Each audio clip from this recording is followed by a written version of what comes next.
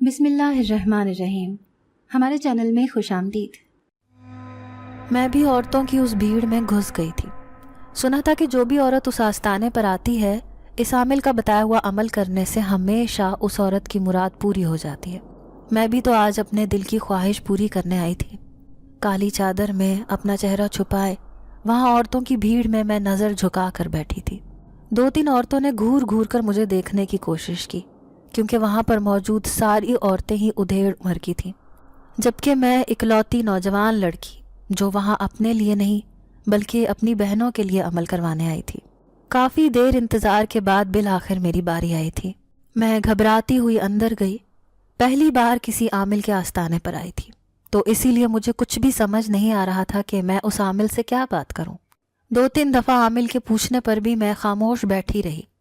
تب اس کی مریدنی سخت لہجے میں کہنے لگی، او لڑکی، جلدی بتا، اور بھی عورتیں ہیں تیرے پیچھے، عامل صاحب کا وقت ضائع نہ کر. میں گھبراتے ہوئے عامل صاحب سے کہنے لگی، بابا جی، مجھے اپنی بہنوں کے لیے آج آپ کے آستانے پر آئی ہوں. میری 3 بڑی بہنیں کنواری ہیں، ان کا رشتہ نہیں ہو پا رہا. وہ غور سے مجھے دیکھتا رہا، پھر کہنے لگا، تو انہیں یہاں لے کر آتی نا، تو خود کیوں چلی آئی؟ میں گھبراتے ہوئے کہنے لگی کہ کیونکہ وہ پردہ کرتی ہیں، گھر سے باہر نہیں نکلتی. پردہ تو میں بھی کرتی ہوں، لیکن اپنی بہنوں کی جوانیاں برباد ہوتے ہوئے نہیں دیکھ سکتی. دن پر دن گزرتا جا رہا ہے، آپ کچھ ایسا کریں جس سے کسی اچھی جگہ پر ان کی شادیاں ہو جائیں. مریدنی بھی عامل کے ساتھ کھڑی میری باتیں سن رہی تھی. پھر بھاری لہجے میں کہنے لگی، اس کام کے لیے بہت پیسے لگتے ہیں، کیا تو پیسے لے کر آئی ہے؟ میں بوکھلا گئی. پھر میں نے ہاتھ میں دبی سونے کی انگوٹھی اس عامل کے ہاتھ پر رکھ دی. کہنے لگی کہ فی الحال تو بس یہی میرے پاس ہے، لیکن اگر میری ایک بھی بہن کی شادی ہو گئی تو میں اور بھی بہت کچھ آپ کو لا کر دے سکتی ہوں. اس انگوٹھی کو دیکھ کر عامل کی آنکھوں میں چمک آ گئی. پھر کہنے لگا، ٹھیک ہے، اپنی بہنوں کا نام اور سب کچھ اس کاغذ پر لکھ دے. پھر اگلی جمعرات کو دوبارہ اس آستانے پر آ جانا. ایک ایسا عمل بتاؤں گا جس سے تمہارے من کی مراد جلد پوری ہو جائے گی. میں چپکے سے اس آستانے سے نکلی اور ادھر ادھر دیکھتے ہوئے گھر کی طرف چلی آئی. نہ جانے مجھے کیوں ایسے محسوس ہو رہا تھا جیسے میرا کوئی پیچھا کر رہا ہو. میں بار بار مڑ کر دیکھتی، لیکن وہاں کوئی بھی نہ ہوتا. پھر اسے اپنا وہم سمجھ کر میں جلدی سے گھر کے اندر آ گئی. شکر تھا کہ ابا ابھی تک گھر نہیں آئے تھے. اگر وہ مجھے گھر سے باہر نکلتے ہوئے دیکھ لیتے تو جان عذاب میں آ جاتی. میرا نام جویریہ ہے. میرا تعلق ایک متوسط طبقے کے گھرانے سے تھا. ہم 5 بہنیں تھیں، ہمارا کوئی بھائی نہیں تھا. شاید یہی ہماری بدقسمتی تھی، کیونکہ ہمارے ابو بظاہر ایک مولوی تھے، لیکن انہیں شدت سے ایک بیٹے کی خواہش تھی. وہ شروع سے ہی امی کو اس بات کا احساس دلاتے کہ تو مجھے ایک بیٹا نہ دے سکی، یہ بیٹیاں بھلا میرے کس کام کی، کیونکہ میرا نام چلانے والا تو ایک بیٹا ہی ہو سکتا ہے. مجھے نہیں یاد کہ کبھی ابو نے ہمارے پاس آ کر کوئی ہنسی مذاق کیا ہو یا کوئی لاڈ پیار کی بات کی ہو. وہ ہمیشہ ہی ہم سے دور دور رہا کرتے تھے. ہاں، لیکن ایک نہ ختم ہونے والی پابندیاں ضرور ہمارے نصیب میں لکھ دی تھی. انہوں نے ہمارے ہنسنے، بولنے، چلنے پھرنے، غرض کے ہر چیز پر پابندی لگا رکھی تھی. دونوں بڑی بہنوں نے تو صرف 5 کلاسیں پڑھ کر اسکول چھوڑ دیا تھا، جبکہ میں نے ضد کر کے میٹرک تک تعلیم حاصل کی تھی. مجھ سے چھوٹی بھی میٹرک کر چکی تھی. کہیں نہ آنے جانے کی وجہ سے ہم زمانے کے جدید فیشن، ان کے چال چلن، ہر چیز سے نا واقف تھے، اسی لیے بہت پیچھے رہ گئے تھے.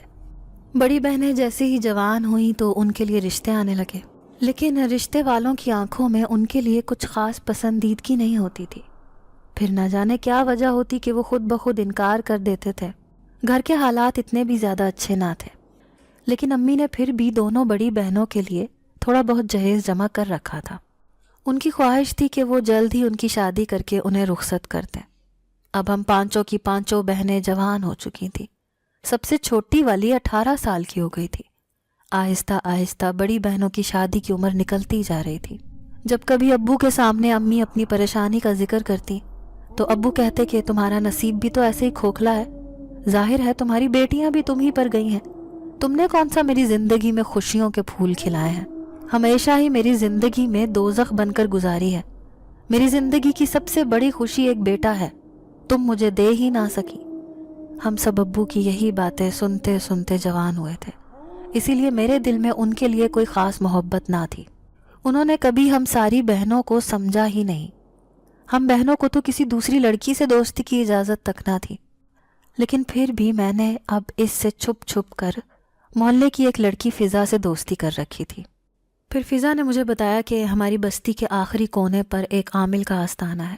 وہاں پر اکثر عورتیں اپنی مرادیں لے کر آ جاتی ہیں، تو عامل کوئی ایسا عمل بتاتا ہے جس سے ان کی خواہش جلد ہی پوری ہو جاتی ہے. اب میں بھی اپنی بہنوں کی شادیوں کے لیے ایک خاص عمل کرنا چاہتی تھی، اسی لیے اس عامل کے پاس جا پہنچی. میں اکیلی ہی گھر سے نکلی تھی. امی نے مجھے لاکھ روکا، ابو کا خوف بھی دلایا کہ تمہارے ابو کو پتہ چلے گا تو وہ غصے سے آگ بگولا ہو جائیں گے، لیکن مجھے کسی کی پرواہ نہ تھی.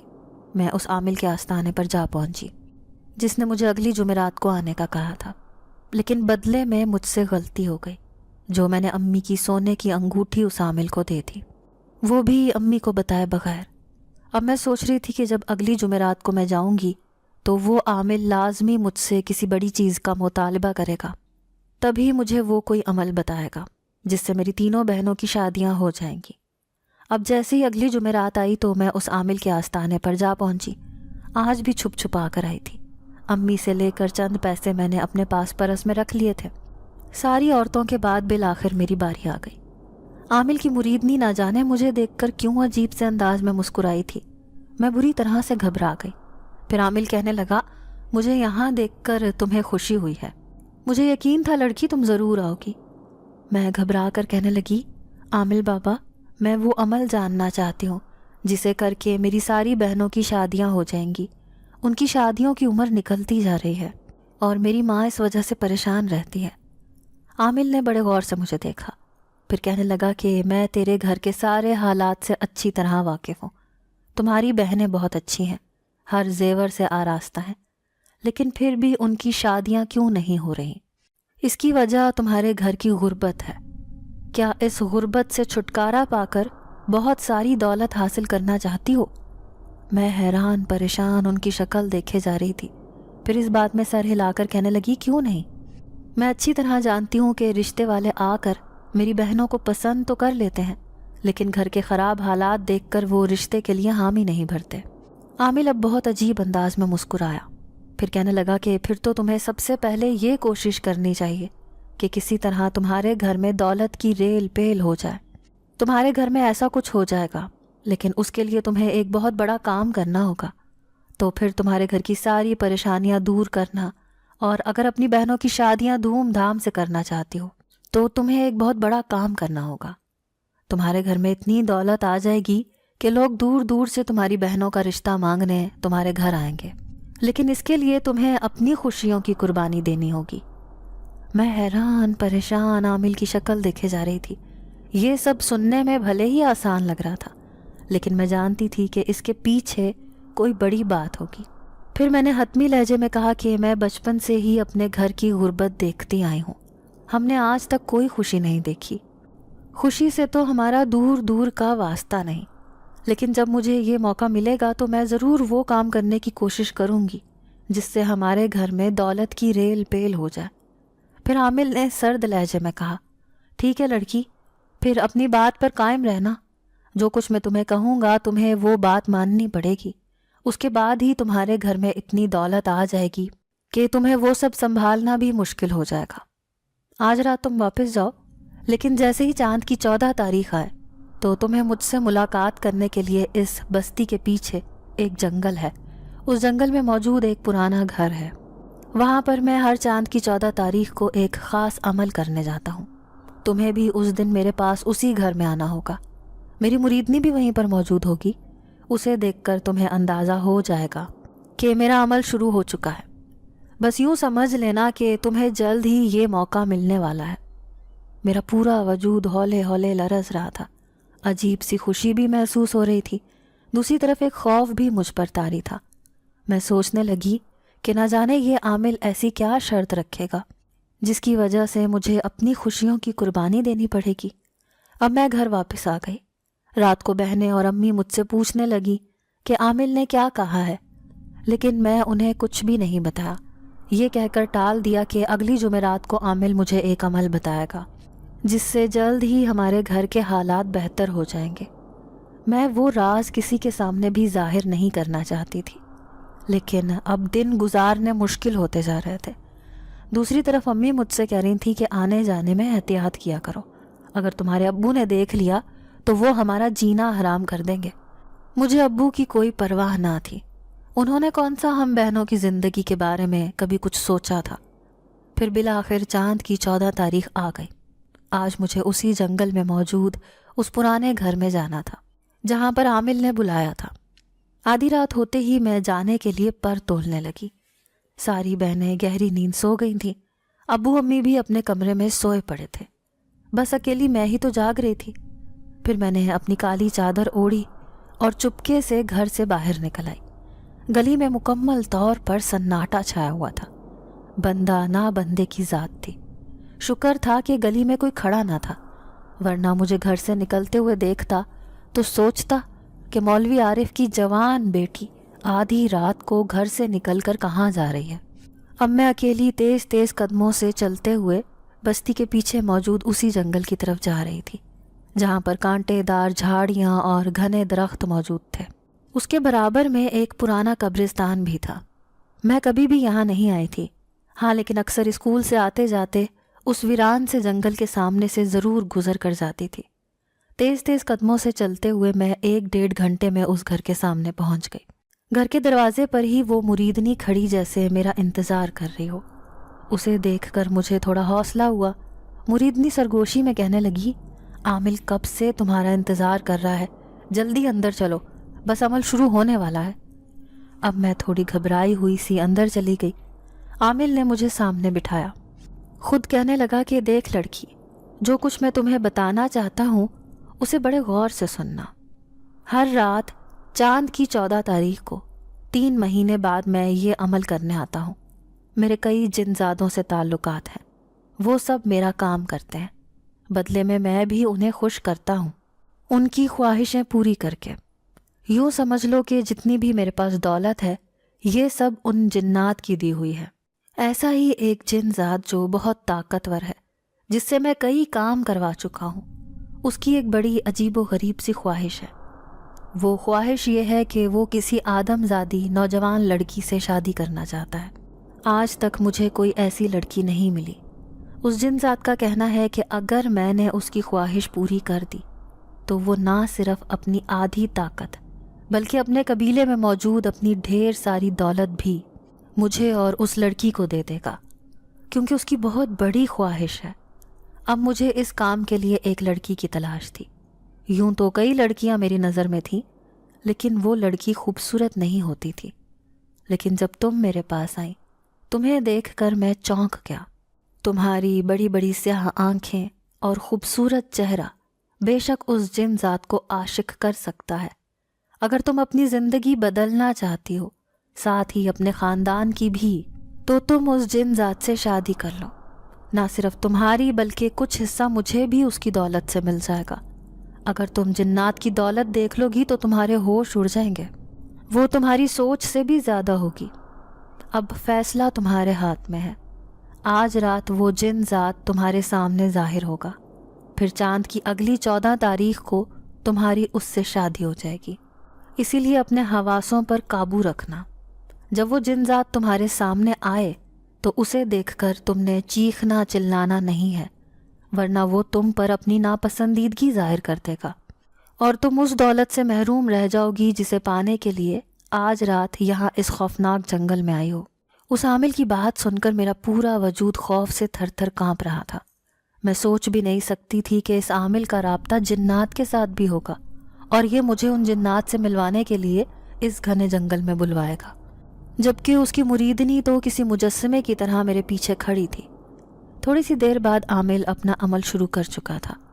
میں بھی آنکھیں پھاڑے دہشت زدہ سی اس خوفناک اور ویران گھر میں بیٹھی ادھر ادھر دیکھ رہی تھی۔ تبھی اچانک اس کمرے میں دھواں پھیلنے لگا، ایسے لگتا جیسے کمرے کی دیواریں ہل رہی ہوں۔ تھوڑی سی دیر بعد کالے لباس میں ملبوس اونچا لمبا چوڑا ایک وجود میرے سامنے ظاہر ہوا۔ اسے دیکھ کر میں سمجھ گئی کہ یہی وہ جن ذات ہے۔ وہ اپنی پوری ہیبت ناکی سے میرے سامنے کھڑا تھا۔ پھر عامل اسے کہنے لگا کہ آج تمہاری خواہش پوری ہونے والی ہے، کیونکہ یہ لڑکی تم سے شادی کرنے پر رضامند ہے۔ کیا تم اسے وہ ساری دولت دو گے جس کا تم نے مجھ سے وعدہ کیا تھا؟ جن زاد نے سر ہلایا، پھر کہنے لگا ہاں، یہ لڑکی بہت خوبصورت ہے، اس کے لیے تو میں اپنی ساری دولت قربان کرنے کو تیار ہوں، نہ صرف آدھی طاقت بلکہ اپنی ساری دولت بھی میں اس لڑکی کے ساتھ ساتھ تمہیں بھی دینے کو تیار ہوں۔ یہ سن کر عامل کے چہرے پر خوشی آئی، پھر کہنے لگا ٹھیک ہے، اگلی چاند کی 14 تاریخ کو تمہاری اس لڑکی سے شادی ہو جائے گی، اس کے بعد یہ لڑکی تمہاری ہو جائے گی، یہ کبھی بھی کسی دوسرے انسان سے شادی نہیں کر سکے گی، کیونکہ اس نے اپنی بہنوں اور اپنے گھر والوں کی قسمت بدلنی ہے، اسے بہت ساری دولت کی آرزو ہے۔ یہ سن کر وہ جن زاد خوشی خوشی وہاں سے غائب ہو گیا، لیکن میں نے بھی اپنی رضامندی ظاہر کر دی تھی۔ میں سوچنے لگی کہ اگر میری قربانی دینے سے بہنوں کی اور امی کی زندگی سے ساری پریشانیاں دور ہو سکتی ہیں تو مجھے یہ کرنا ہی ہوگا۔ میں یہ فیصلہ کر چکی تھی۔ پھر عامل کی مریدنی مجھے کہنے لگی کہ تم بہت خوش نصیب لڑکی ہو جو عامل نے تم پر مہربانی کی، ورنہ تم سے پہلے بھی بہت سی لڑکیوں نے اپنی اس خواہش کا اظہار کیا تھا کہ وہ دولت کے بدلے اس جن ذات سے شادی کرنے پر تیار ہیں، لیکن تم چونکہ ایک خوبصورت لڑکی ہو اسی لیے عامل نے یہ فیصلہ کیا کہ وہ تمہیں اس جن ذات کے سامنے ظاہر کریں گے۔ صبح کا اجالا پھیلنے کو تھا، اب میں گھر لوٹ آئی، لیکن دل ہی دل میں خوف زدہ تھی۔ ابھی میں نے کسی کے سامنے بھی یہ راز ظاہر نہیں کرنا تھا۔ امی اور بہنوں کو معلوم ہی نہ ہوا کہ میں رات کو اس عامل کے کہنے پر اس خوفناک جنگل میں گئی تھی۔ اب مجھے ٹھیک 1 مہینے بعد اسی رات کو دوبارہ وہیں جانا تھا۔ پھر اس رات میں جن زادے کی دلہن بن جاتی۔ امی بار بار مجھے کہتی کہ تم عمل کروانے گئی تھی، کیا ہوا؟ کیا عامل نے وہ عمل کر کے دیا؟ لیکن میں خاموش رہی۔ میں نے کہا کہ عامل مجھے ابھی اس عمل کے بارے میں بتائے گا۔ ابھی اس نے کچھ بھی نہیں کہا ہے، جبکہ وہ جانتی ہی نہ تھی کہ میں اپنی بہنوں اور اس گھر کی خوشیوں کے لیے کتنا بڑا سودا کر کے آئی ہوں۔ میں سمجھ رہی تھی کہ اس دن کے بعد جنات دوبارہ میرے سامنے ظاہر نہیں ہوگا، لیکن حیران رہ گئی جب ایک رات مجھے اپنے کمرے میں عجیب سی ہلچل محسوس ہوئی۔ روزانہ کی طرح سو رہی تھی جب سوتے میں میری آنکھ کھل گئی۔ میں نے دیکھا میری ساری بہنیں میرے برابر میں نیچے بستر بچھا کے سوئی پڑی تھیں، لیکن سامنے دروازہ ہل رہا تھا۔ زمین پر پڑنے والا کالا سایہ مجھے اپنے پاس بلا رہا تھا۔ خوف سے میرے رونگٹے کھڑے ہو گئے۔ یہ سایہ بالکل ویسا ہی تھا جیسا میں نے اس دن اس گھر میں اس جن ذات کا دیکھا تھا۔ اس کا خوفناک ہاتھ اشارے سے مجھے اپنی طرف بلا رہا تھا۔ میں اٹھ کر جانا چاہتی تھی، لیکن میرے وجود نے حرکت کرنے سے انکار کر دیا۔ شاید ایسا خوف کی وجہ سے ہوا تھا۔ ابھی بھی دروازہ ہلکے ہلکے سے ہل رہا تھا۔ تبھی ہلکی سی آواز میں دروازہ چرچرایا اور پورا کا پورا کھلتا چلا گیا۔ تھوڑے فاصلے پر صحن کے اندھیرے میں کھڑا وہ لمبا چوڑا وجود اب مجھے واضح دکھائی دے رہا تھا۔ تو کیا وہ میرے پیچھے اس گھر تک پہنچ گیا ہے؟ تبھی میں بالکل آہستگی سے اٹھی، بنا قدموں کے شور کے باہر صحن میں آ گئی۔ اب وہ سیڑھیوں تک چلا گیا تھا، جیسے مجھے اپنے پیچھے پیچھے بلا رہا ہو۔ اس کے سامنے کھڑے ہوئے بمشکل میری زبان سے یہ الفاظ ادا ہوئے، کون ہو تم؟ ایک دم سے اس نے گردن موڑی، پھر اپنی سفید آنکھوں سے دیکھتے ہوئے کہنے لگا، اتنی جلدی بھول گئی؟ تمہاری آنکھوں میں بسا ہوا خوف مجھے بتا رہا ہے کہ تم اپنی بات پر قائم نہیں رہو گی۔ اگر مجھ سے اتنا ڈر لگ رہا ہے تو مجھ سے شادی کیسے کرو گی؟ اس کی بھاری آواز میں غصہ تھا۔ میں بری طرح ڈر گئی، پھر گھبراتے ہوئے کہنے لگی، نہیں نہیں، میں تم سے شادی کا وعدہ کر چکی ہوں، اس عامل نے تمہیں پہلے ہی بتا دیا تھا۔ ٹھیک ہے، اگر تم مجھ سے شادی کرو گی تو میرے ساتھ میری دنیا میں چلو، میں تمہیں ایک بار اپنی دنیا دکھانا چاہتا ہوں، وہ سخت لہجے میں کہنے لگا۔ میں بری طرح گھبرا کر کہنے لگی کہ نہیں نہیں، ابھی نہیں، شادی ہو جائے گی تو میں تمہاری دنیا بھی دیکھ لوں گی، ویسے بھی مجھے تم سے ڈر نہیں لگ رہا، تو تمہاری دنیا میں جا کر بھی مجھے کوئی خوف محسوس نہیں ہوگا۔ وہ کافی دیر تک مجھے دیکھتا رہا، پھر کہنے لگا، ٹھیک ہے، میں تمہارا چاند کی 14 تاریخ کو انتظار کروں گا۔ تمہیں دیکھتے ہی میں تمہارا عاشق ہو گیا تھا، اسی لیے تو تمہیں ملنے یہاں تک پہنچ گیا۔ اب مجھ سے انتظار نہیں ہوتا، مجھے یقین ہے تم جلد ہی میرے پاس آ جاؤ گی۔ یہ لو، یہ تمہارا پہلا تحفہ ہے۔ یہ کہتے ہی اس نے ایک لال رنگ کا باکس میرے ہاتھ میں تھمایا اور وہاں سے غائب ہو گیا۔ میں کسی بت کی طرح وہاں کھڑی رہ گئی۔ اندھیرے میں چمکنے والا وہ باکس بتا رہا تھا کہ میں نے کوئی خواب نہیں دیکھا، بلکہ یہ سب حقیقت میں میرے ساتھ ہوا تھا۔ اب میں اسے لے کر کمرے میں آ گئی، اپنی الماری میں چھپا دیا۔ پوری رات میں جاگتی رہی۔ میری آنکھیں صبح تک لال سرخ ہو چکی تھیں۔ صبح امی اور بڑی بہنیں کہنے لگیں کہ تمہیں کیا ہوا ہے، تمہاری حالت یہ کیسی ہو رہی ہے، لیکن میں خاموش رہی۔ پھر دوسری بہن کہنے لگی کہ اسے میں نے باہر صحن میں جاتے ہوئے دیکھا تھا، جب یہ واپس آئی تو نہ جانے اس کے ہاتھ میں کیا تھا۔ میں اس وقت نیند میں تھی، اسی لیے اس سے پوچھ نہیں سکی۔ وہ مشکوک نظروں سے مجھے دیکھ رہی تھی۔ اس کی بات سن کر خوف سے میں لرز کر رہ گئی، لیکن میں نے سچائی کسی کو نہ بتائی، بلکہ ڈر رہی تھی کہ کہیں الماری میں رکھا ہوا وہ لال رنگ کا باکس کسی کی نظروں میں نہ آ جائے۔ پھر امی اور بہنوں سمیت سب سلائی میں مصروف ہو گئے۔ میں چھپکے سے کمرے میں آئی۔ میں نے وہ لال رنگ کا باکس کھول دیا۔ حیرت سے میرے رونگٹے کھڑے ہو گئے، کیونکہ اس میں ایک سونے کا ہار رکھا تھا جو بہت خوبصورت لگ رہا تھا۔ میں نے دھڑکتے دل کے ساتھ اسے واپس الماری میں چھپا دیا۔ میں چاہتی تھی کہ اس ہار کو امی کے حوالے کر دوں تاکہ ان کی پریشانیاں تھوڑی کم ہو جائیں۔ اب جیسے جیسے حالات بدلیں گے تو انہیں بھی یہ سب کچھ بتانا پڑے گا۔ پھر میرے بتانے کی نوبت ہی نہ آئی۔ جب بڑی باجی نے کپڑے رکھتے ہوئے اس ہار کو دیکھ لیا، سب بہت حیران تھے۔ امی کہنے لگی نہ جانے یہ کہاں سے آیا ہے، جبکہ دوسری باجی مجھے مشکوک نظروں سے دیکھ رہی تھی۔ کہنے لگی ہاں یہی لال رنگ کا باکس تو میں نے جویریہ کے ہاتھ میں دیکھا تھا۔ پھر میں کہنے لگی امی میں رات کو وہی عمل کر رہی تھی جو عامل نے مجھے بتایا تھا، اس عامل نے ہی مجھے یہ عمل پورا کرنے پر انعام دیا تھا۔ امی بہت خوش ہوئی، کہنے لگی اچھا کہیں یہ نکلی تو نہیں ہے؟ میں نے کہا نہیں امی یہ بالکل سونے کا بنا ہوا ہے۔ امی کہنے لگی ٹھیک ہے، اسے تو میں اپنی بڑی بیٹی کے جہیز میں رکھ دوں گی، اچھا اس کے کام آ جائے گا۔ وہ بہت قیمتی اور بھاری ہار تھا۔ پھر میں دل ہی دل میں سوچنے لگی کہ ابھی تو یہ ایک ہار ہے، جب میں اس جن ذات سے شادی کر لوں گی تو بدلے میں وہ مجھے ڈھیروں خزانہ دے گا، تب ان کے چہرے پر کتنی خوشی ہوگی۔ یہی سوچ کر میں خوش ہو رہی تھی۔ پھر آہستہ آہستہ دن گزرنے لگے۔ اب مہینہ پورا ہونے میں چند دن ہی باقی تھے۔ پھر ایک دن کالی چادر میں لپٹی اس عامل کی مریدنی دروازے پر آئی۔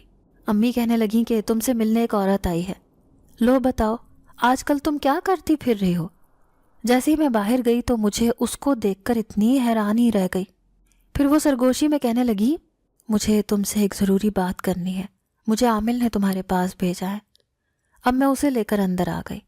پھر مریدنی کہنے لگی بس 14 تاریخ کو 4 دن ہی بچے ہیں، اسی لیے میں تمہیں یقین دہانی کروانے آئی ہوں، کہیں تمہارا ارادہ نہ بدل جائے۔ لیکن میں نے اسے یقین دلا دیا کہ عامل نے مجھے جو کچھ بھی کہا ہے میں اس پر راضی ہوں، آخر کو مجھے بھی اپنی اور اپنی بہنوں کی قسمت بدلنی ہے۔ یہ کہہ کر مریدنی خوشی خوشی واپس چلی گئی۔ لیکن برا ہو میری قسمت کا، جب اس کے گھر سے نکلتے ہوئے ابو نے دیکھ لیا۔ وہ غصے سے آگ بگولا ہو کر گھر آئے۔ پھر امی سے کہنے لگے کہ یہ عورت کون تھی؟ اسے تو میں نے عامل کے آستانے پر دیکھا ہے، میں ایسی عورتوں کا آنا جانا پسند نہیں کرتا، کس کی اجازت سے وہ اس گھر میں آئی تھی؟ امی یہ سن کر گھبرا گئیں۔ تبھی باجی کہنے لگی وہ امی کو دم کرنے آئی تھی، ان کی طبیعت خراب ہے۔ ابو نے غصے سے امی کو دیکھا، کہنے لگے اس کی تو آئے دن طبیعت ہی خراب رہتی ہے، جب سے شادی ہوئی ہے اس کا یہی رونا رہتا ہے، اس عورت سے میں سخت تنگ ہوں۔ شکر ہے کہ باجی نے بات سنبھال لی تھی، آج کل ابو ویسے بھی گھر سے غائب رہنے لگے تھے، وہ رات کو دیر سے گھر آتے تھے۔ اس رات میں نے امی کو بتا دیا کہ عامل نے مجھے ایک عمل بتایا ہے جس کے کرنے سے ہمیں یہ ساری دولت مل جائے گی، اس کے بعد آپ آرام سے اپنی ساری بیٹیوں کی شادیاں کر سکتی ہیں۔ امی کو اس بات پر یقین نہ آیا، کہنے لگی ایسا تھوڑی ہو سکتا ہے، وہ عامل تو جھوٹا لگتا ہے۔ لیکن میں نے انہیں یقین دلایا کہ نہیں، ایسا ضرور ہوگا۔ میں امی کو پہلے سے ہی ذہنی طور پر تیار کرنا چاہتی تھی۔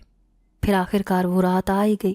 آج پھر مجھے وہیں پر پہنچنا تھا، لیکن آج ابھی تک ابو گھر نہیں آئے تھے، اور میں نہیں چاہتی تھی کہ جیسے ہی میں گھر سے جاؤں وہ واپس آئیں، اور آخر کو انہیں علم ہو ہی جاتا کہ ان کی بیٹی ایک گھر سے غائب ہے۔ کافی دیر تک ان کا انتظار کرتی رہی لیکن وہ نہ آئے۔ ناچار امی اور بہنوں کے سو جانے کے بعد میں اکیلی گھر سے نکلی اور تیز قدموں سے چلتے ہوئے वहीं उस खौफनाक जंगल में मौजूद वीरान घर में पहुंच गई, जहां मुरीदनी और वो आमिल मेरा इंतज़ार कर रहे थे। आमिल मुझे देखकर खुश हुआ, फिर कहने लगा, तुम तो अपनी बात की पक्की हो, तुमने तो मुझे खुश कर दिया। अब मैं अमल शुरू कर रहा हूँ, इसके बाद वो जिनजात मेरे सामने जाहिर हो जाएगा। मेरे हाथ पांव बुरी तरह कांप रहे थे। मैंने इतना बड़ा फैसला बिना सोचे समझे ही कर लिया था। फिर अचानक से मुरीदनी ने मेरे सर पर लाल दुपट्टा पहना दिया। मैंने देखा थोड़ी ही देर बाद उस कमरे में हर तरफ धुआं छा गया। आने वाली वो 4 जिनजात थे, जिनमें एक जिनजात वही था जिसे मैं कई दफ़ा देख चुकी थी। फिर आमिल ने मुझे पीने के लिए एक लाल शरबत और एक अजीब सी जड़ी बूटियों वाली दवाई दी। फिर वो कहने लगा कि ये सब जिन्नात के कबीले की हैं और ये जिन्नात लेकर आए हैं। तुम इसे पीने के बाद हमेशा के लिए इनके कबीले में शामिल हो जाओगी। जिन्नात की भी ख्वाहिश पूरी हो जाएगी। उसे तुम्हारी शक्ल में एक नौजवान आदमजादी मिल जाएगी। मैंने हिचकिचाते हुए वो शरबत पी लिया। शरबत पीकर मुझ पर अजीब सी गनूदगी तारी हो गई। मैं अपने होशो हवास खोना नहीं चाहती थी, लेकिन ऐसे लगता था जैसे मैं अपने इख्तियार में ही नहीं रही। वहीं नीचे ज़मीन पर गिरी और गिर कर बेहोश हो गई। जब आँख खुली तो मैं अपने घर के सहन में मौजूद थी। सुबह का उजाला फैलने को था। सारे ही घर वाले बेखबर सोए पड़े थे कि मुझ पर रात को क्या बीती है। मैं एक जिनजादे से शादी कर चुकी थी। ये मैंने अपने साथ क्या कर लिया था, ये सोचकर मैं खौफजदा थी। लेकिन जब ख्याल आया कि वो जिनजादा मुझे बहुत सी दौलत और अपनी ताकत दे देगा, तो इस ख्याल के साथ ही एक खुशी महसूस हुई। फिर उस रात मैं सोई तो ऐसे लगा जैसे मेरे बालों में कोई उंगलियां फेर रहा हो। मैं घबरा कर उठी तो वो बिल्कुल मेरे करीब बैठा था। मैं अपने कमरे के बिल्कुल कोने में मौजूद थी। फिर वो सरगोशी में कहने लगा, आओ मेरे साथ आओ, मैं तुम्हें अपनी दुनिया में लेकर चलता हूँ। अब तुम एक जिनजादे की दुल्हन हो। मैं आंखें फाड़े उसे देखती रही। उसकी बात से इनकार भी नहीं कर सकती थी। आखिर को मैंने उससे शादी कर ली थी, इसीलिए जैसे ही हामी भरी तो वो मुझे अपने साथ लेकर बाहर आ गया। उसने मुझे आंखें बंद करने को कहा। आंखें बंद करने के साथ ही मैं खुद को हवा में महसूस कर रही थी। काफ़ी देर तक यूं ही अपने वजूद को हल्का फुल्का महसूस करती रही। जैसे उसने आंखें खोलने को कहा तो मैं हैरान रह गई। वो तो पूरा एक महल था, जहाँ पर उस जैसे जिनजादे और जिनजादियाँ मुझे अजीबो गरीब नज़रों से देख रही थीं। फिर जिनजादा सबके सामने कहने लगा, आखिर को आज मेरी बरसों की ख्वाहिश पूरी हो गई। देखो, तुम सब कहते थे कि कोई भी आदमजादी मुझसे शादी नहीं करेगी क्योंकि मैं बहुत बदसूरत हूँ। इस लड़की ने मुझसे शादी की है और ये मेरी दुल्हन है। सारे जिन्नात खुश हो होकर तालियां बजा रहे थे। फिर एक जिनजादी मेरे पास आई, कहने लगी, क्या तुमने सच में इस जिनजादे से शादी की है? क्या इसने तुम पर कोई अमल तो नहीं कर लिया? मैंने नफ़ी में सर हिलाया और कहने लगी, नहीं, जो कुछ भी किया है मैंने अपने होशो हवास में किया है। फिर जिनजादा कहने लगा, आओ मैं तुम्हें अपनी दुनिया दिखाता हूँ। वो मुझे लेकर एक बाग में आ गया जहाँ पर खूबसूरत रसदार फल लगे हुए थे। इतने हसीन फूलों को फलों को देखकर मैं हैरान रह गई। वो कहने लगा, यहाँ पर ख़ास जड़ी बूटियाँ हैं जिनका पानी तुम्हें पिलाया गया था। जभी तो तुम पर मेरा असर हो गया और तुम्हें मुझसे खौफ महसूस नहीं हो रहा। आओ मैं तुम्हें अपना घर दिखाता हूँ। मुझे अपने घर में ले आया, जो मेरी सोच से भी ज़्यादा खूबसूरत था। शीशे से बना हुआ ये घर कोई शीश महल लग रहा था। फिर उसकी बात ने मुझे खौफ दिला दिया जब वो कहने लगा कि अब हम दोनों इस घर में रहेंगे। मैं घबरा कर कहने लगी, क्या मैं वापस नहीं जाऊंगी? तो वो कहने लगा, नहीं, तुम अपनी दुनिया में वापस ज़रूर जाओगी। वो काम जो मैं इस दुनिया में करने हैं वो सारे ख़त्म होने के लिए मुझे तुम्हारे पास नहीं आना होगा। ये बात याद रखना कि आज के बाद कोई आदमजात तुम्हें नहीं छुएगा क्योंकि तुम मेरी हो। वो अपनी खौफनाक आंखों से मुझे हिदायत दे रहा था। मैंने उससे वादा कर लिया कि मैं लौट कर उसके पास ज़रूर आऊँगी। उसने मुझे अपना पूरा महल दिखाया, साथ ही अपने महल में जिनजादे और जिनजादियों से भी मिलवाया। फिर वो कहने लगा कि आज तक किसी जिन्नात ने किसी आदमजादी लड़की से शादी नहीं की, ऐसा पहली बार हुआ है। इसीलिए मैं अपने आप को बहुत खुशकिस्मत समझ रहा हूँ। वो हवाओं में उड़ रहा था।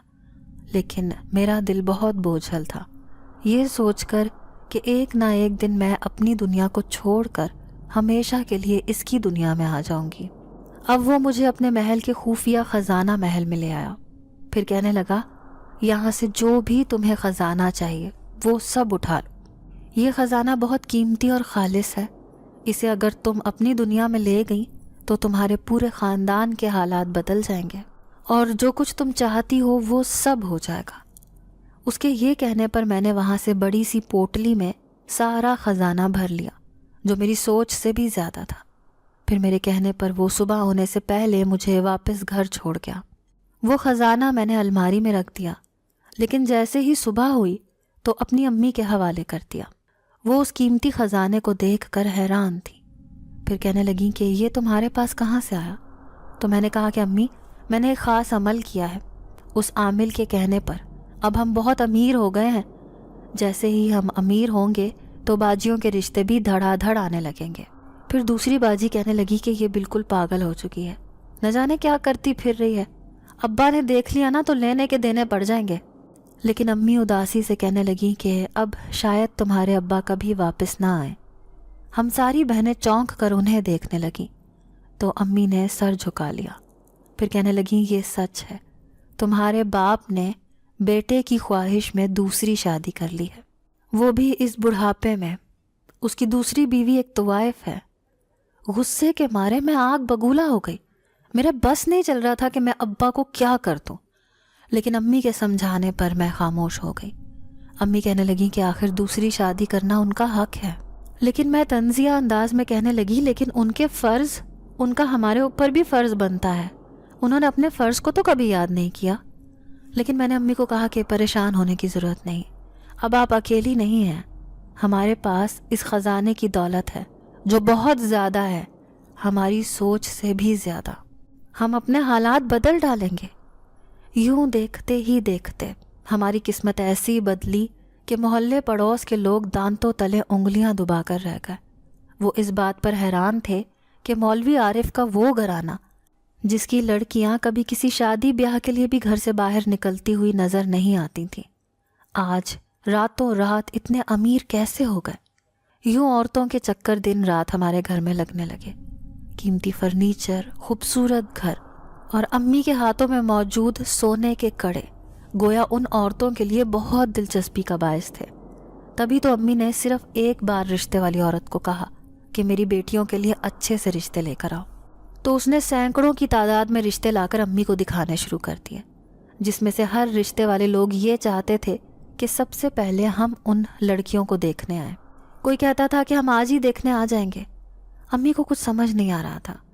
پھر میں نے ہی چند لڑکوں کی تصویریں دیکھ کر فیصلہ کیا کہ باجی کی شادی ان لڑکوں سے ہونی چاہیے جو عمر میں بھی ان کے جیسے تھے، شکل صورت کے بھی اچھے تھے۔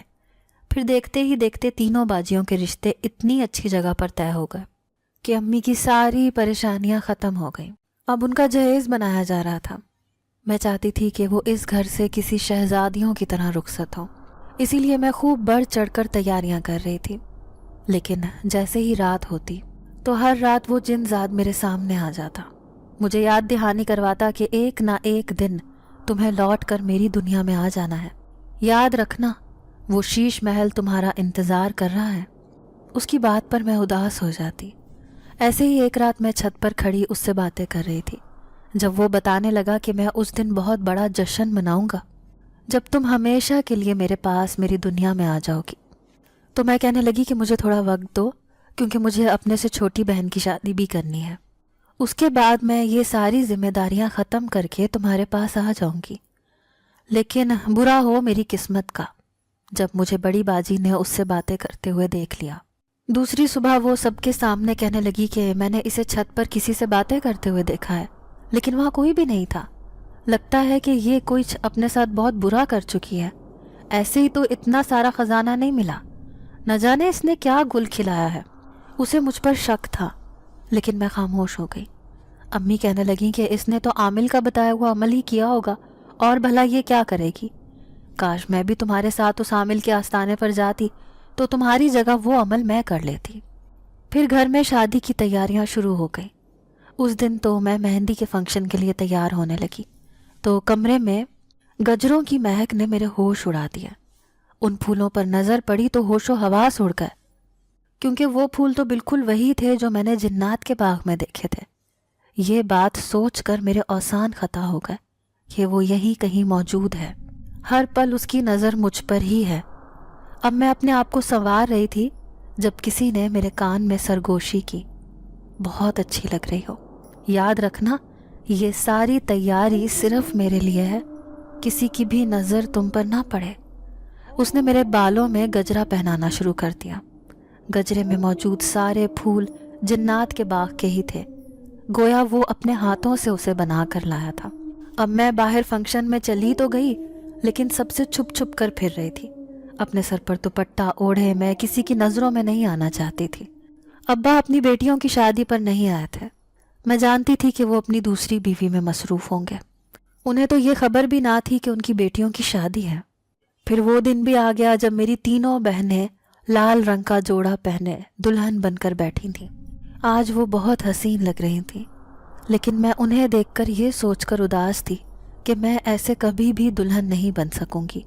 آخر کو میں پہلے ہی ایک جن زادے سے شادی کر چکی تھی، پھر ان کی شادی خیر و عافیت سے ہو گئی۔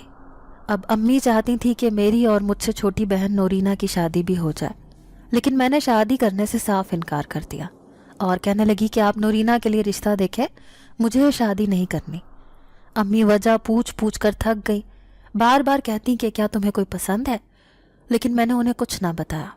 میں ایک بار اس عامل سے ملنا چاہتی تھی کہ کوئی ایسا عمل ہے جسے کروا کے میری اس جن زادے سے پیچھا چھوٹ جائے۔ آخر کو وہ مجھے اب اپنے ساتھ لے کر چلا جائے گا، میں کبھی واپس نہیں لوٹ سکوں گی۔ یہی پوچھنے کے لیے جیسے ہی میں اس کے آستانے پر پہنچی تو ہوش اڑ گئے، کیونکہ وہاں پر کوئی بھی نہ تھا۔ 2-3 عورتوں سے پوچھا، وہ کہنے لگی کہ وہ تو کب کا یہ آستانہ چھوڑ کر چلا گیا، سنا ہے کہ اس کے دن بدل گئے تھے، اس نے کوئی بہت بڑی طاقت حاصل کر لی تھی، اب وہ بڑے بڑے کام کر رہا ہے، چھوٹے کام کرنا اس نے چھوڑ دیے۔ میں اچھی طرح جانتی تھی کہ جن زادے کی دی ہوئی طاقت کی وجہ سے اس کی بھی قسمت بدل گئی ہے، آخر کو اس سے مجھے بھی تو فائدہ حاصل ہوا تھا۔ پھر دیکھتے ہی دیکھتے چھوٹی بہن کی بھی اچھی جگہ پر شادی ہو گئی، اب گھر میں اور امی رہ گئے تھے۔ ایک دن ابا گھر لوٹے تو یہ دیکھ کر حیران رہ گئے کہ ان کی ساری بیٹیاں رخصت ہو گئی تھیں سوائے میرے، لیکن وہ اپنی اس طوائف بیوی کو بھی ساتھ لے کر آئے تھے۔ میں نے اسے دیکھ کر نفرت سے منہ پھیر لیا، ابا کو دیکھنا بھی گوارا نہ کیا۔ پھر ابا سے کہنے لگی کہ یہ گھر امی کا ہے، اس لیے آپ یہاں سے چلے جائیں۔ اب میں انہیں کیا بتاتی کہ اس گھر کی خوشیوں کے لیے میں نے کتنی بڑی قربانی دی ہے، لیکن ابا نے کہا کہ میں خود حالات سے مجبور ہوں، یہ عورت ماں بننے والی ہے، اس کی وجہ سے اس کوٹھے کے مالکن نے اسے کوٹھے سے نکال دیا ہے۔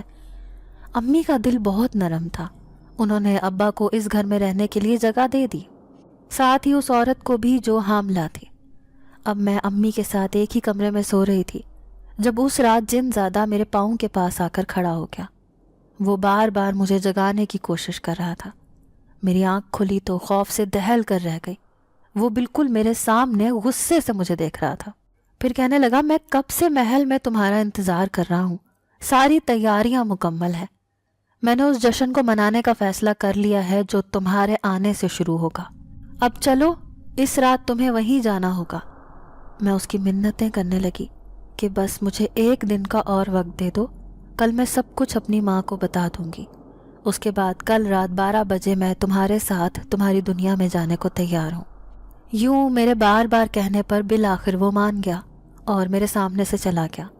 لیکن دوسرے دن میں اس بات پر بے حد پریشان تھی کہ امی کو یہ کیسے بتاؤں کہ میں آج رات ہمیشہ کے لیے ان کے پاس سے جانے والی ہوں۔ پھر میں نے بہانہ بنایا، امی سے کہنے لگی کہ میں نے آپ کی مرضی کے خلاف جا کر ایک لڑکے سے نکاح کر لیا ہے۔ وہ بڑی حیران ہوئی، کہنے لگی میں یہ نہیں مان سکتی، تو میری سب سے سمجھدار اور سب سے پاک باز بیٹی ہے، ایسا کیسے تم کسی لڑکے سے نکاح کر سکتی ہو؟ لیکن میں ان سے کہنے لگی کہ آج رات میں اس کے پاس جا رہی ہوں، اگر زندگی رہی تو آپ سے ملنے ضرور آؤں گی۔ ابا کو یہ سچائی نہ بتانا، وہ ایک مولوی ہیں، ان کی عزت پر حرف آئے گا، بھلے ہی انہوں نے خود ایک طوائف سے نکاح کیا ہے، لیکن پھر بھی اپنی بیٹیوں کے معاملے میں ان کی عزت کا معاملہ سامنے آ جاتا ہے۔ شاید ہم بیٹیوں کی قسمت ایسی ہی ہے، یہ کہہ کر میں خاموش ہو گئی۔ امی کو میری بات سمجھ میں نہ آئی، لیکن میں نے انہیں صاف کہہ دیا کہ آج رات میں اس لڑکے کے ساتھ چلی جاؤں گی۔ پھر جیسے ہی رات کے 12 بجے تو میں اٹھ کر صحن میں آ گئی۔ بالآخر وہ جنزاد آیا اور مجھے اپنے ساتھ لے کر جانے لگا۔ تبھی امی کی چیختی ہوئی آواز پیچھے سے آئی، رکو جویریہ، تم ایسے نہیں جا سکتی۔ اور یہ کون ہے؟ جنزادے نے کالے رنگ کا لباس پہن رکھا تھا۔ اس نے ابھی تک امی کے سامنے اپنا چہرہ ظاہر نہیں کیا تھا۔ میں امی کی طرف پلٹی، کہنے لگی بس یوں سمجھ لیں کہ اس ڈھیر ساری دولت کے بدلے میں نے اپنے لیے یہ سودا کر لیا تھا۔ آج اسی سودے کی وجہ سے میں اس کے ساتھ جا رہی ہوں۔ یہ کہہ کر میں جنزادے کے ساتھ وہاں سے غائب ہو گئی۔ میں نہیں جانتی کہ امی کی پیچھے سے کیا حالت ہوئی ہوگی، لیکن آج رات میں اس کی دنیا میں آ گئی تھی، ہمیشہ کے لیے اپنی دنیا چھوڑ کر۔ جانتی تھی کہ اس ڈھیر سارے خزانے کی وجہ سے ہی میں نے اس جنزاد سے شادی کی تھی۔ آج رات اس محل میں خوب جشن منایا جا رہا تھا، لیکن میں بہت اداس تھی۔ سارے جنزادے جنزادیاں اس بات پر خوشی منا رہے تھے کہ ایک آدم زادی ہماری دنیا میں نئی مہمان بن کر آئی ہے، اور اب وہ ہمیشہ یہیں رہے گی۔ پھر وہ مجھے اپنے اس شیش محل میں لے آیا جو پورے کا پورا شیشے سے بنا ہوا تھا۔ میں نے دیکھا کہ وہ جیسے ایک الگ ہی دنیا تھی۔ اب میں وہیں اسی شیش محل میں رہنے لگی۔ ایک دن میں اداسی سے رونے لگی تو جنزادہ کہنے لگا کہ تم اپنی ماں سے ملنے جا سکتی ہو، لیکن یاد رکھنا لوٹ کر دوبارہ تمہیں میرے پاس ہی آنا ہوگا۔ اس کی اس بات پر میں خوش ہو گئی۔ پھر جیسے ہی اپنی ماں سے ملنے گئی تو امی کہنے لگی میں ساری حقیقت جان گئی ہوں، کیونکہ مجھے بہت دن پہلے اس عامل کی مریدنی ملی تھی۔ وہ کہہ رہی تھی کہ تمہاری بیٹی کو اس جنات کے ساتھ بہت خوش رہ رہی ہوگی، کیونکہ اس نے ایک جنزادے سے شادی کر لی تھی، وہ بھی صرف اس کی دولت کی خاطر۔ میں نے امی کی بات سن کر سر جھکا لیا تو وہ حسرت سے کہنے لگی کیوں کیا تم نے بیٹا ایسے؟ کاش تم اتنا مہنگا سودا نہ کرتی، اب میری آنکھیں تمہیں دیکھنے کے لیے ترس جائیں گی۔ میں نے امی سے ملاقات کی اور آج رات 12 بجے اسی جنزادے کو یاد کیا۔ آخر کو مجھے اسی کے پاس تو جانا تھا، کیونکہ امی کی ان آنکھوں میں چھپے ہوئے آنسو دیکھنے کی اب مجھ میں ہمت نہیں تھی۔ میں نے جو بھی کیا بس اپنے خاندان کے لیے ہی تو کیا تھا۔ خود کو گھٹی ہوئی زندگی دے رہی تھی، لیکن بہنیں آج اپنی دنیا میں بہت خوش باش اپنی زندگی گزار رہی تھیں۔ ناظرین، اگر آپ کو آج کی یہ کہانی اچھی لگی ہو تو ویڈیو کو لائک ضرور کریں۔ اگر آپ کو ایسی دہشت ناک دل کو جکڑ دینے والی کہانیاں پسند ہیں تو ایسی ایک کہانی روزانہ سننے کے لیے ہمارے چینل کو سبسکرائب کریں۔ اجازت چاہتے ہیں، اللہ حافظ۔